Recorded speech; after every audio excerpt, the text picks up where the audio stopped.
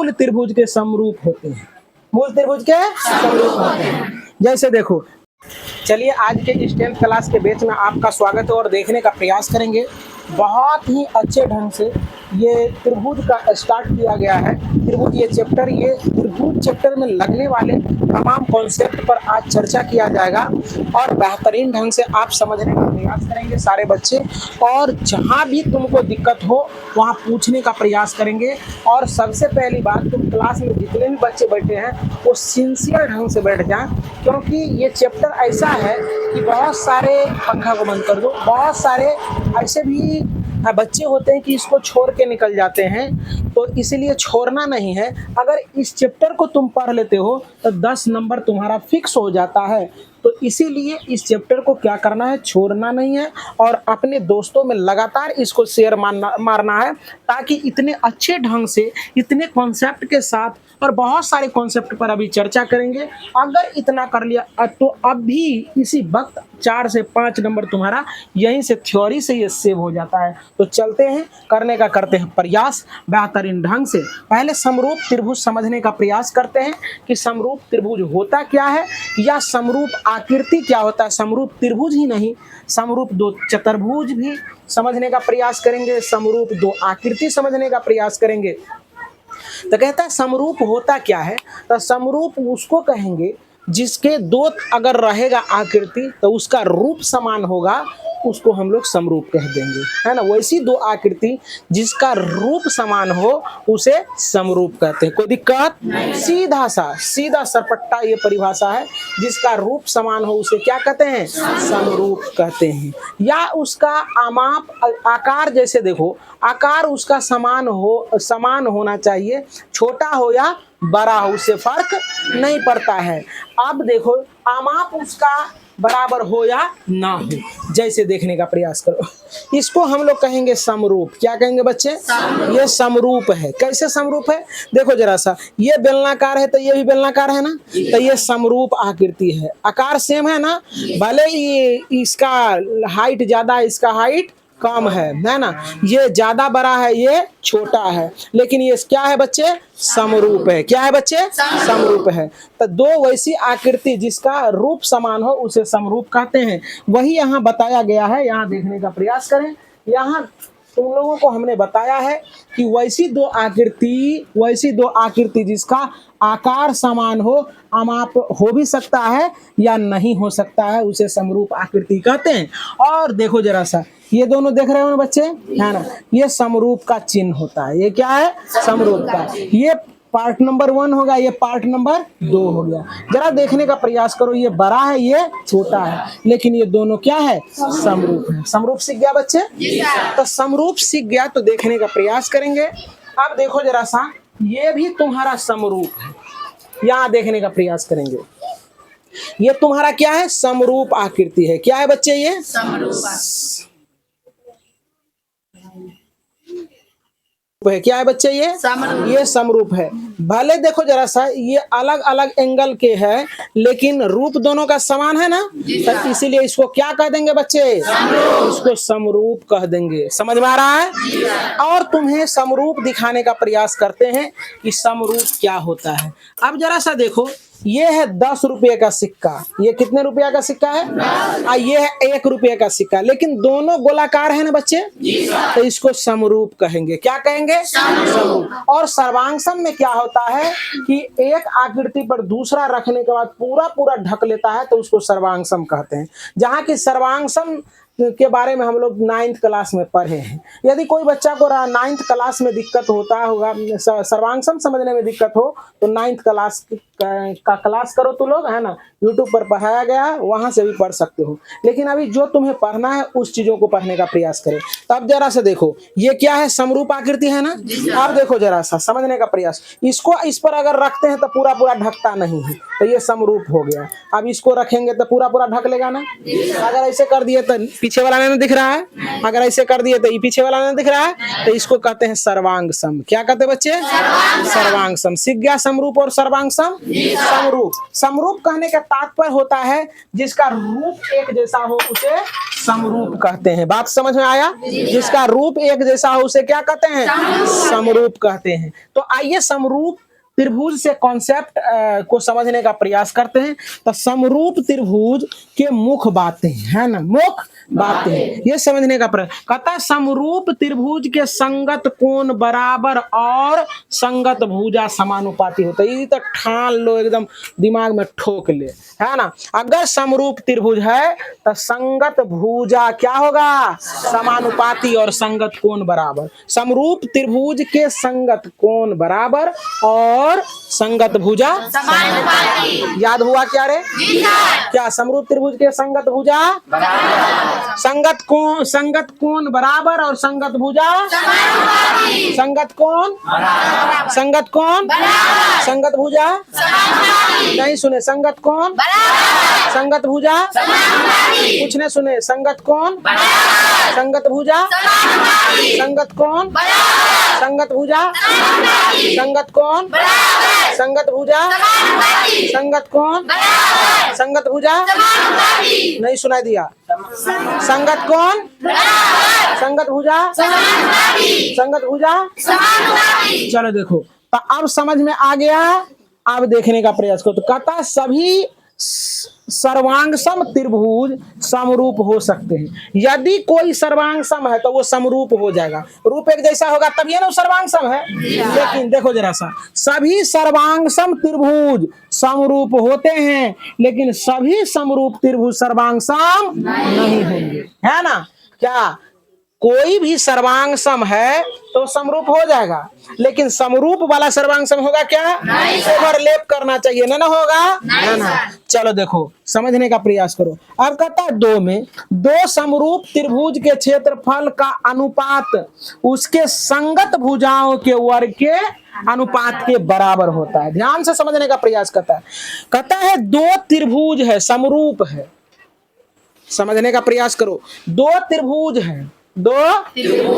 तो अगर उसका क्षेत्रफल का अनुपात, अगर अनुपातिक है क्षेत्रफल, तो उसके संगत भुजा का वर्ग होता है। संगत भुजा का वर्ग होता है। तो वही बात कहता है कि दो समरूप त्रिभुज के क्षेत्रफल का अनुपात उसके संगत भुजा के वर्गों के अनुपात के बराबर होता है। सीख गया? दो त्रिभुज अगर समरूप है, मैं फिर से रिपीट कर रहा हूं, है ना, कि दो त्रिभुज समरूप है और उसका क्या कहता है कि क्षेत्रफल अनुपातिक है, यानी अनुपात है दो त्रिभुजों का क्षेत्रफल का अनुपात, है ना, उसके संगत भुजा के वर्ग के अनुपात के बराबर होता है। जरा सा यहाँ देखने का प्रयास, यही चीज यहाँ दिखाया गया है। देख लिया क्या? है ना, देखा रे। और पहले का कॉन्सेप्ट यहाँ है, देखो कि दो त्रिभुज अगर समरूप है बच्चे तो उसका संगत कोण बराबर है ना। इसका संगत ये हो गया, इसका संगत ये हो गया, इसका संगत ये हो गया ना बच्चे। और इसका संगत भुजा ये होगा और इसका संगत भुजा ये होगा, इसका संगत भुजा ये अनुपात में है ना। तो चलो अब कहता दो समरूप त्रिभुज के परिमाप का अनुपात उसके संगत भुजा के अनुपात के बराबर होता है ना। अगर दो त्रिभुज अगर सर्वांग सम है तो उसका परिमाप का अनुपात जो है उसके संगत भुजा के अनुपात के बराबर होगा। अब कहता है किसी समकोण त्रिभुज के समकोण वाला शीर्ष से कर्ण पर डाला गया लंब द्वारा बनने वाले त्रिभुज, ये समकोण त्रिभुज है ना।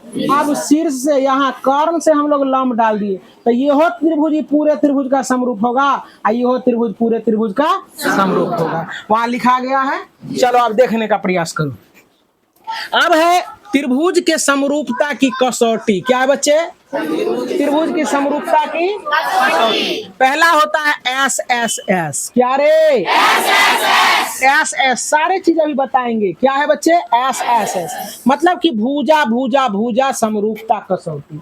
भुजा समरूपता कसौटी। दूसरा ए कह दो या ए 3 बार कहो, मतलब कि दो कोण बराबर होता तो तीसरा स्वतः बराबर हो जाएगा, है कि नहीं? तो इसीलिए देखो इसको ऐसा भी रहेगा लिखल तो कोई दिक्कत की बात नहीं, ऐसा लिखल रहता है। इसको कहेंगे कौन कौन समरूपता कसौटी। क्या कहेंगे बच्चे? कौन कौन समरूपता कसौटी। मनन करके पढ़ो, कौन कौन क्या रे बच्चे? कौन कौन। अब यह हो गया भुजा, SAS समरूपता कसौटी।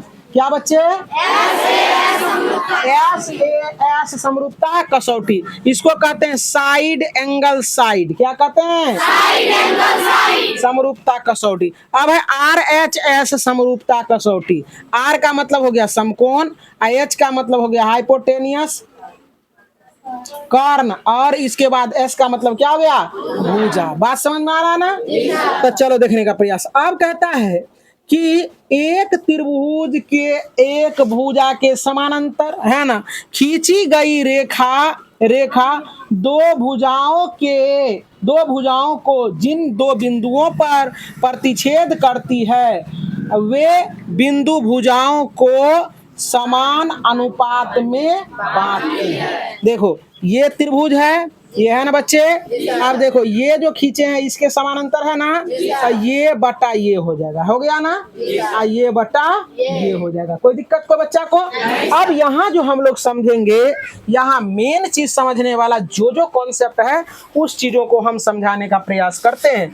और अभी ये खत्म नहीं हुआ है, अभी ये स्टार्ट हुआ है।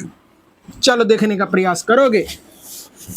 अब देखना बड़े ध्यान से, सारे चीज तो लिख लिया था तू लोग? अब लिखा हुआ है तो लिखने का प्रयास नहीं करोगे, अब समझने का प्रयास करोगे कि हम क्या कह रहे हैं, है ना? तब तुम्हें सारा कॉन्सेप्ट क्लियर हो जाएगा। अब देखने का प्रयास करोगे बच्चे।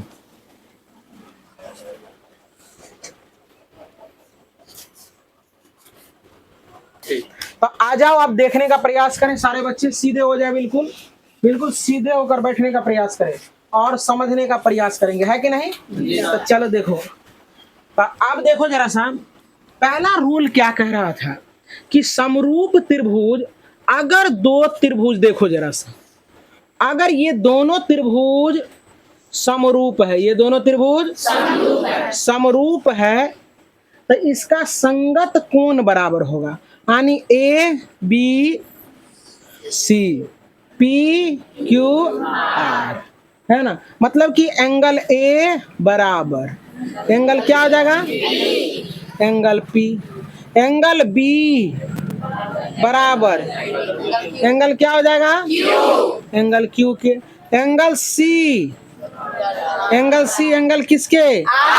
R के हो जाएगा। कोई बच्चा को दिक्कत? नहीं सर। ये सीखा कि नहीं? और ऐसा अगर समरूप है तो इसका संगत भुजा भी समानुपाती होगा, संगत भुजा भी समानुपाती होगा। तो जैसे AB बटे क्या हो जाएगा? PQ होगा बच्चे। ये क्या हो जाएगा? AC बटे PR होगा, है ना? और क्या हो जाएगा बच्चे?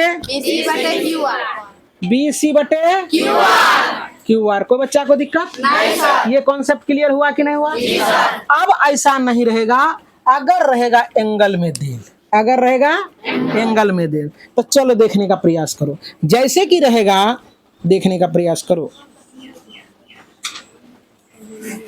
ये है समरूप है बच्चे, ये एंगल है 30 डिग्री, ये है 60 डिग्री, ये कुछ भी दिया है 60 दे देते हैं, ये 45 है, ये कितना है? ये कितना है? कुछ भी दे दो। त्रिभुज के तीनों कोनों का योगफल 80 डिग्री। तो ये 60 डिग्री कर देते हैं, ये 70 डिग्री कर देते हैं, तो कितना हो गया? ये कितना हो जाएगा? 50 डिग्री। इसको घुमा फिरा के दे दिया, ये दे दिया 50 डिग्री, ये 60 डिग्री और ये 70 डिग्री। तो अब कैसे करेगा? तो देखो एंगल जो है ना, ये ABC PQR रहेगा। तो एंगल A जो होगा वो एंगल किसके संगत कौन होगा? इसके संगत कौन होगा? ये 60 है तो ये Q होगा। बात समझ रहे ना? ये जरूरी नहीं कि यही होगा, दोनों का माप सेम है ना, तो एंगल क्यू के बराबर होगा। एंगल बी जो होगा किसके बराबर होगा, देखो 70 कहाँ है यहाँ, एंगल आर के बराबर होगा। एंगल सी किसके बराबर होगा, ये 50 है तो एंगल पी के। कोई दिक्कत नहीं, सीखा कि नहीं सीखा? अब देखो भुजा में, अब भुजा में कैसे होगा, अब भुजा में देखने का प्रयास करो। अब देखो यहाँ क्या है बच्चे, 60 है, 60 है ना, तो 60 है, तो 60 के सामने का भुजा समानुपाती होगा, तो यहाँ क्या हो जाएगा बी सी, और 60 के सामने का भुजा क्या है, पी आर। सीख रहे हो? अब 50 के सामने का भुजा कौन है, ए बी। यहाँ 50 के सामने का भुजा क्या है, क्यू आर। समझ रहे हो? अब देखो यहाँ 70 के सामने का भुजा ले लिए थे, ए सी लिए हैं, नहीं लिए। अब 70 के सामने का भुजा देखो क्या है, ए सी, ए सी है बच्चे। और यहाँ 70 के सामने का भुजा देखो क्या है, पी क्यू। सीख रहे हो? एवं प्रकार से ऐसे लेना है। बात समझ में आ रहा ना? तो ये कॉन्सेप्ट तो समझ में आ गया। अब अगला चलते हैं, समझने का प्रयास करते हैं। अब देखना, अब कसौटी पर आते हैं। अब ये कैसे हम लोग समझेंगे, तो जरा सा देखो। पहला कह रहा है क्या कि भुजा भुजा भुजा, तो देखो जरा सा, एस एस एस समझना है। तो दो गो त्रिभुज है, दो गो त्रिभुज, ये क्या है, समरूप है। तो समरूप है तो कैसे होगा, तो देखो देखो जरा सा, A B C P Q R होगा, ये 2 है, तो ये देखो जरा सा, ये 3 और ये 4, तो ये हो जाएगा तुम्हारा क्या कि ये हो जाएगा 4 6 8 दे देते। देखना अब भुजा भुजा का कैसे लेते हैं, तो भुजा पर जब रहेगा तो भुजा का अनुपात लेते हैं। क्या लेते हैं बच्चे, अनुपात। तो जरा सा देखो, इसका संगत कौन होगा, इसके संगत देखो जरा सा, ए बी का संगत पी क्यू, तो ए बी का मान 2 और इसका मान 4। काट के देखो क्या आ गया, 1/2 आ गया ना। अब देखो ए सी का संगत क्या हो जाएगा, पी आर। ए सी का मान 3 और इसका मान 6, कट के मान क्या हो गया, 1/2। अब बी सी बटे क्या हो जाएगा, क्यू आर। क्यू आर देखो अब क्या हो जाएगा, 4/8, 1/2 आ गया। देखो संगत भुजा का अनुपात क्या हुआ, बराबर आ गया ना, इसीलिए इसको कहते हैं एस एस एस समरूपता कसौटी से क्या हो जाएगा, समरूप हो जाएगा। अगर पूछेगा कि ये भुजा दिल रहेगा है ना, 3 भुजा, क्या कहेंगे, समरूप है, तो कहेंगे ऐसे करके चेक कर लेंगे, है ना। सभी का अनुपात अगर समान आ जाएगा तो क्या कहेंगे कि ये क्या है, समरूप है। कौन कौन नियम से, तो लिखेंगे इसीलिए एस एस एस समरूपता नियम से त्रिभुज ए बी सी असमरूप त्रिभुज पी क्यू, ऐसा लिख देंगे। कोई दिक्कत नहीं? सीख रहे हो कि ना सीख रहे हो? अब हम दूसरा नियम पर चलते हैं। दूसरा नियम क्या कहता है, इस चीजों को समझने का प्रयास करो। दूसरा नियम देखो, दूसरा कह रहा है क्या, ए है ना, तो ए वाला तो अभी बता दिए हैं, तो यो बता देते हैं। देखो जरा सा, ये त्रिभुज है बच्चे, A B C P Q R. जैसे कहेगा कि ये दोनों त्रिभुज कैसे समरूप है, एंगल दे रहेगा, ये 50 हो गया, ये 60 हो गया, तो 50 60 110, ये हो जाएगा 70। अब यही कहीं कुछ दे रहेगा, 50 है ना, यहाँ दे दिया 60, यहाँ दे दिया 70। तो देखो ये कैसे कहेंगे, ए समरूपता कसौटी ये कैसे हो जाएगा, जरा सा देखो कि ए है 50, तो इधर कौन है 50, एंगल क्यू। चाहे सामने सामने भी रह सकता है, कोई दिक्कत। एंगल बी जो है कितना है, 60 है, तो एन एंगल कौन है, एंगल पी। एंगल सी एन 70 है, तो उधर कौन है, एंगल आर। इसीलिए लिखेंगे ए समरूपता नियम से त्रिभुज ए बी सी समरूप हो जाएंगे त्रिभुज पी क्यू आर। कहानी खत्म। सीखा कि नहीं सीखा? ऐसे हम लोग करते हैं। अब देखते हैं एस ए एस में आते हैं। किसमें? एस। देखो जरा सा एस ए एस समझने का प्रयास करो, है ना? ये कैसे होता है? जैसे देखो ये दे दिया 6, ये दे दिया 5, कितना रे बच्चे? ये दे दिया 12, ये दे दिया 10, ये एंगल दे दिया 30, ये भी एंगल दे दिया 30। तो देखो जरा हम लोगों को समझना है एस ए एस। तो देखो ये दोनों का अनुपात लेंगे क्या? A B C P Q R. कोई दिक्कत को बच्चा को? तो देखो ए बी बटे क्या हो जाएगा? P Q. इसका अनुपात लेते हैं 6/12 कट के 1/2। फिर इसका अनुपात लेते हैं तो क्या हो जाएगा? बी सी या बटे क्यू आर। तो क्या हो जाएगा बच्चे? 5/10 कट के क्या? 1/2। एंगल बी किसके बराबर है? एंगल क्यू के। एंगल क्यू के ये बराबर 30 डिग्री है ना? तो देखो 2 गो भुजा बीच का कोण है ना? तो लिख देंगे इसीलिए त्रिभुज क्या रे? ए बी सी समरूप हो जाएंगे त्रिभुज पी क्यू आर की। कोई दिक्कत कोई बच्चा को? यहाँ तक में अब लास्ट नियम बच गया है तुम्हारा कौन? R H S. क्या बच्चे? R H S. तो आर एच एस नियम जो लगता है वो समकोण त्रिभुज में लगता है। किसमें लगता है? देखो यह है समरूप त्रिभुज। क्या है रे? सॉरी समकोण त्रिभुज। ये समकोण त्रिभुज है। क्या है बच्चे? समकोण त्रिभुज। तो ये तो समकोण होता ही होता है। ये 6 है तो ये 12 है, ये 4 है तो ये 8 है। देखने का प्रयास करो। पहला तो समझने का प्रयास करो A B C P Q R. देखो पहला क्या है कि आर मतलब कि समकोण, तब बी ये 90 है तो ये भी 90 है। तो एंगल बी बराबर एंगल क्या हो जाएगा? क्यू। ये 90 डिग्री हो गया दोनों। अब देखो अनुपात खोजना है। क्या है? सॉरी यहाँ क्या है? कर्ण। क्या है बच्चे? कर्ण। तो कर्ण जो है ना, तो कर्ण देखो यहाँ कर लेते हैं 6। क्या कर लेते हैं? 6। तो ये 6 बराबर 6 है। आनी कहने का मतलब है ए सी या बराबर क्या हो जाएगा? क्या रे? P R. क्या रे बच्चे? P R. इसका भी अनुपात होता है। तो यहाँ 12 था ना, तो क्या हो जाएगा? ए सी भुजा है ना बटे पी आर। तो यहाँ 6 बटे क्या हो जाएगा? 12 कट के 1/2। उसी प्रकार से बी सी या बटे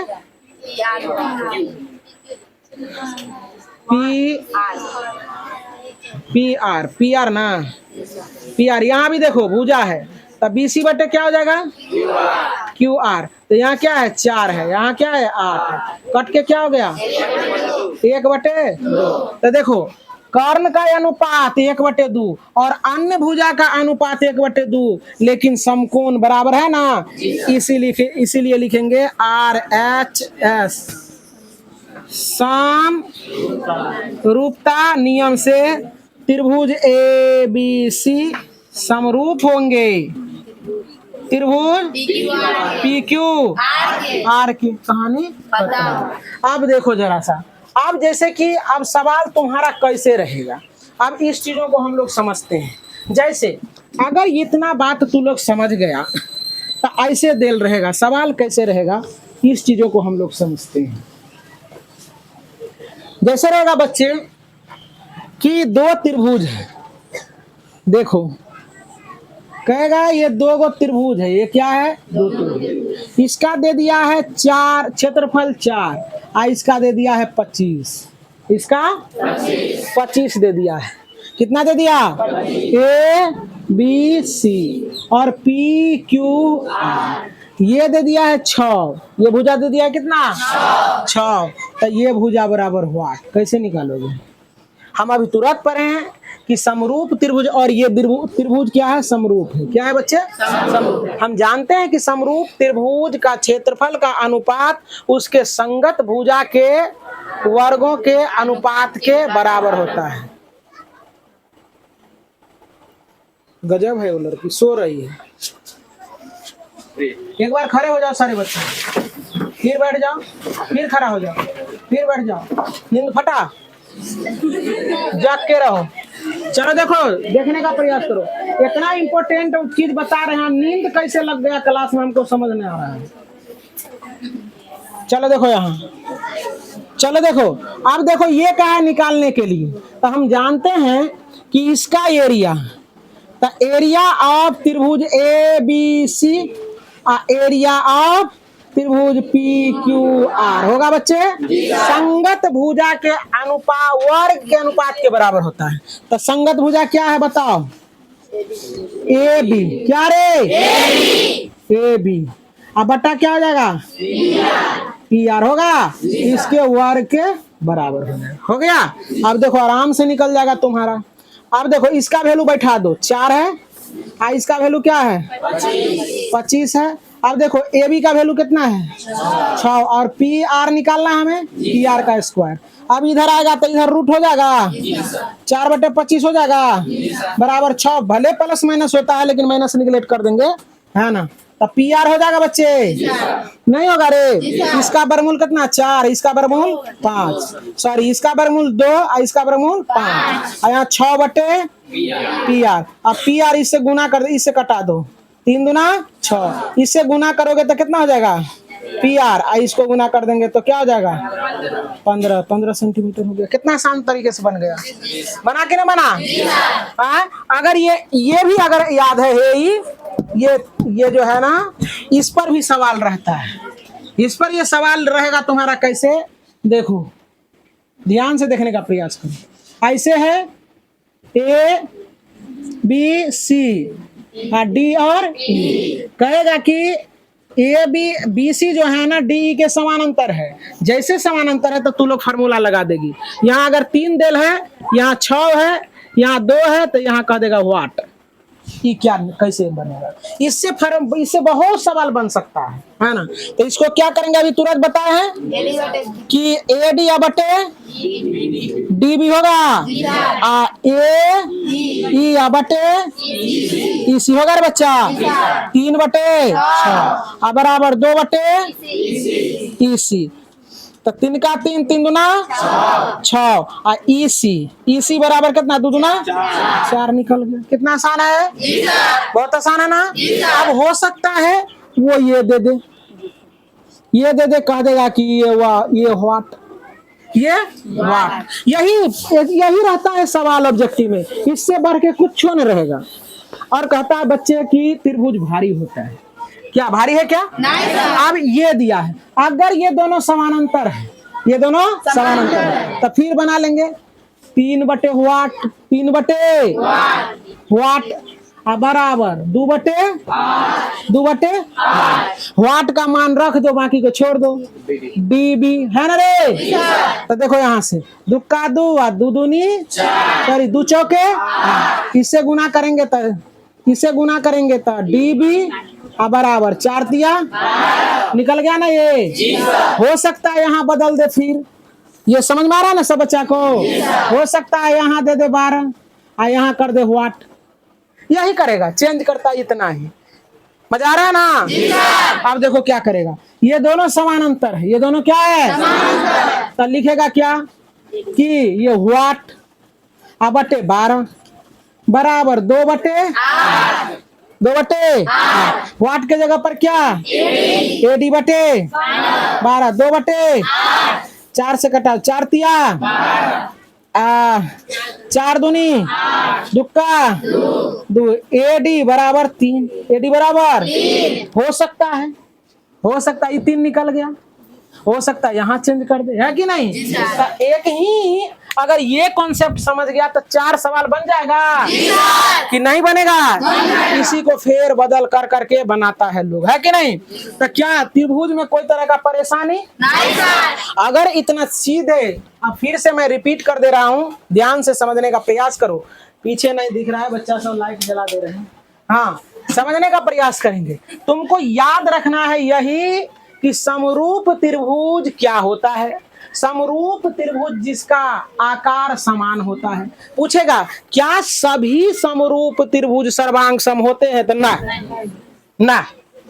कहेगा क्या सभी सर्वांग सम त्रिभुज समरूप होते हैं? हाँ, कोई दिक्कत नहीं सर। हाँ?